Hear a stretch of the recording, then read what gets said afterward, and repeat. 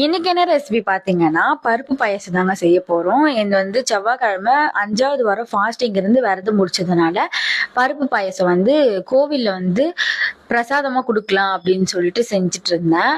அதில் 100 கிராம் நெய் ஊற்றி முந்திரி பாதாம் வந்து ஒரு 50 கிராம் வறுத்து எடுத்துட்டு அதுக்கப்புறமா வந்து கழுவிட்டு அதுக்கப்புறமா பாசி பருப்பு இருக்கு பாத்தீங்களா, சிறு பருப்புன்னு சொல்லுவாங்க.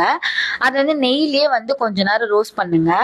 முழு தேங்காய் வந்து எடுத்துருக்கேங்க, குட்டி குட்டியா கட் பண்ணிட்டு 10 ஏலக்காய் போட்டு அரைச்சிட்டு ஒரு விழுதா எடுத்துக்கோங்க.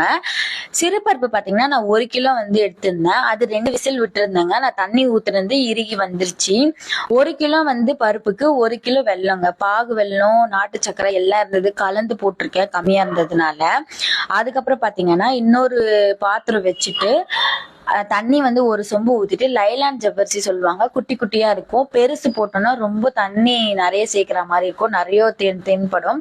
குட்டி குட்டியா போட்டோம்னா நம்மளுக்கு தெரியாது. இது அரை வேக்காடு வெந்தாலே போதுங்க ஜவ்வரிசி. ஏன்னா இந்த மாதிரி கூழா கரைச்சி எடுத்துக்கோங்க சிறுபருப்பை. அது கூடவே வந்து அரைச்ச விழுது இருக்கு பாத்தீங்களா, அதையும் சேர்த்துக்கலாம். இது வந்து கொஞ்ச நேரம் கொதிக்க விடணுங்க. கொதிக்க விடுற ஸ்டேஜ்ல வந்து அந்த ஜவ்வரிசியும் வந்து வெந்துடும். அதனால வந்து கொதிக்க விட்டீங்கன்னா கரெக்டா இருக்கும். அரை வேக்காடு வெந்தாலே போதும் லைலான் ஜவ்வரிசி. வெள்ளம் வந்து என்னதான் ஃபர்ஸ்ட் குவாலிட்டி வாங்கினாலுமே வந்து நம்மளுக்கு துரு கல் எல்லாமே வருதுங்க. அதனால வந்து எப்பயுமே நான் வந்து வெள்ளம் வந்து இந்த மாதிரியே நான் வந்து காய்ச்சி வெடிக்கட்டிடுவேன்.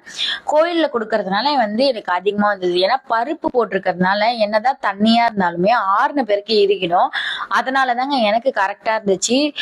வறுத்த பாதாம் முந்திரி வந்து போட்டுட்டு நெய் கம்மியா இருந்தது, மறுபடியும் ஒரு 100 கிராம் சேர்த்திருக்கேன். பச்சை கற்பூரம் இருக்கு பாத்தீங்களா, அது வந்து ரொம்பவே லக்ஷ்மிக்கு உகந்ததுன்னு சொல்லுவாங்க சில டைம்ஸ். அதனால பிரசாதத்துல வந்து எப்பவுமே செஞ்சனா போடலாம். நான் திருச்செந்தூர் போனப்போ வந்து அன்னதானம் சாப்பிட்டப்போ எனக்கு பருப்பு பாயசம் கொடுத்துருந்தாங்க. அதுல பச்சை கற்பூரம் ஆட் பண்ணியிருந்தாங்க. டேஸ்ட் டிஃப்ரெண்டா நல்லா இருந்துச்சு. அதனால வந்து நான் பச்சை கற்பூரம் வந்து சேர்த்திருக்கேன். வேணும்னா நீங்க சேர்த்துக்கலாம், இல்லைன்னா ஆப்ஷனல் தாங்க. ஒரு பிஞ்சு தான் சேர்த்திருக்கேன். அதுக்கப்புறம் வந்து நல்லா ஆற வச்சுட்டு தூக்கில் எடுத்துட்டு கிளம்பிட்டேங்க. பாய்.